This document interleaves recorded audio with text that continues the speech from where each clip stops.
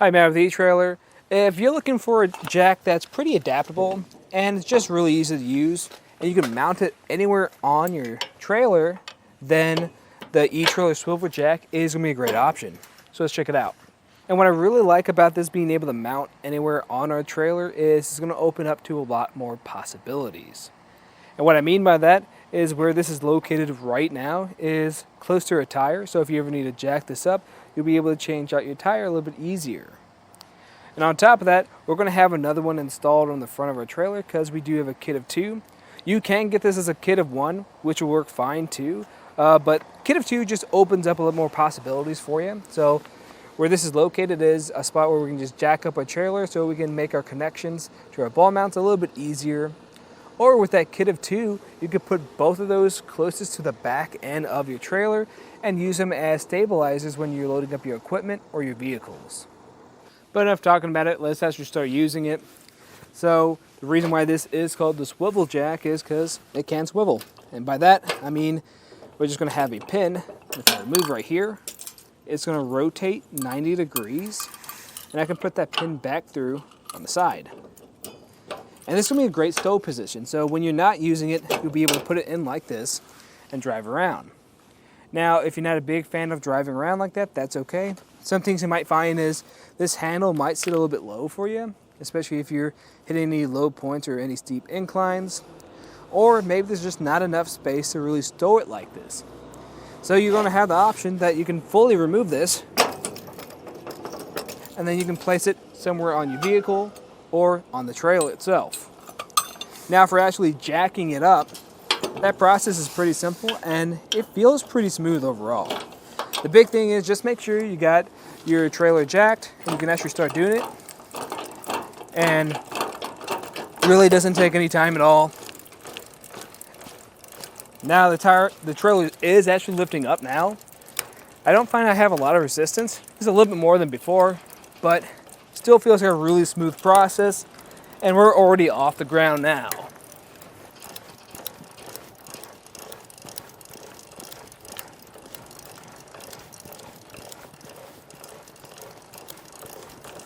And as you can see, we have plenty of room to really access our tire now, so if we ever do need to change it, I can do that. And even on the back side, I can even still rotate this rear tire some too, so both tires are accessible now. Now, one of the reasons why this was a little bit easier to navigate or really use is going to be the size of our trailer. Now, this is a little bit of a smaller one and it's not loaded right now. And with our jack, it's going to have a capacity of 3,000 pounds for the lift. So that means when you're jacking it up, it'll be able to lift up to 3,000 pounds. Now, you are going to have a stabilizer capacity of 5,000 pounds, so that is going to be a little bit heavier.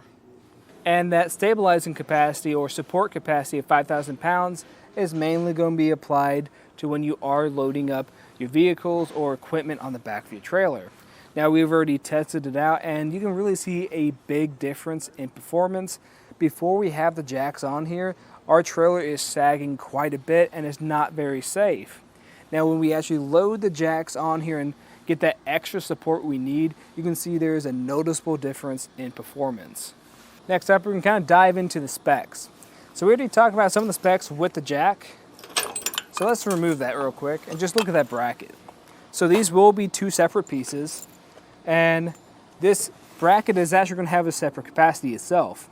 This here is going to be rated for 3,500 pounds, and it is always important just to go from the lowest rated component so you remain safe. Now, one of the big things I like about this bracket compared to other options around is we don't have to weld this onto our trailer. I think this kind of gives us a little bit more room to play around, and it's just an easier process in general. Something else to think about too is you can actually buy more of these brackets on our website. So if maybe you want one location to be next to your tire, so if you ever need to change one, it's a simple process, but you can also mount another set on the back side of your trailer if you ever need that stabilizer for when you are loading up your gear. And looking at the construction of this, it is going to be made from a pretty thick steel, and it's going to have this black powder coat finish to it. That finish is going to make sure it's less likely of rusting over time.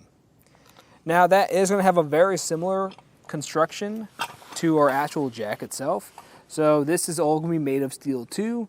And these black areas you'll notice have that same type of finish on it. This is a little more glossy though. And that's just going to make sure it lasts a long time so it doesn't corrode. Now you'll notice we do have these silver spots, like here at the bottom at our foot, which is pretty wide, give us plenty of support, but this is going to have more of a silver finish. Any of these spots with a silver finish, like our handle or the very top, that's actually going to be a zinc finish on top of that. Also will make sure it's very corrosion resistant, but that's also just going to ensure more smooth operation from this jack. And to really ensure that smooth operation stays that way is just proper maintenance. The way we're going to do that is by really using this grease fitting here. Is at a pretty easy to use spot, not hidden anywhere, and all you have to do is make sure you grease this point up. Just make sure this stays and works well over time. Something else to think about is going to be the height of this jack. Now if you have a trailer that's super low, then this might not be the jack for you. It's probably going to have a very low capacity where you might not need something like this. And on the flip side, if you have something super high, even if this is lifted up and it won't reach, you're probably going to need a jack that's going to have a very high lift capacity. But let's get a measurement of this real quick, just to see what we're dealing with. So right now from the ground to the center of that hole, that's going to be about 15.5 inches. So just from the ground, this will work with most trailers at least that height. And of course, if you have anything above that, like 5, maybe 6 more inches, this will still work with those trailers. In my opinion, I think this is a solid choice when it comes to jacks that you can put on your trailer. Just because how easy it is to use, how compact it is, and on top of that, we don't have to weld on our trailer. Not to say that there's anything necessarily wrong with welding onto your trailer, it's just a little bit more work. And with those weld-on brackets, typically, you're going to have a higher capacity, typically around 7,000 pounds. Now that's going to be for some pretty heavy-duty loads. If your loads are more moderate, or even within that 5,000 pounds for your support capacity, I think this will be perfect for most situations. But that was just a look at some of the features of the etrailer Swivel Jack. I'm Matt. Thanks for watching.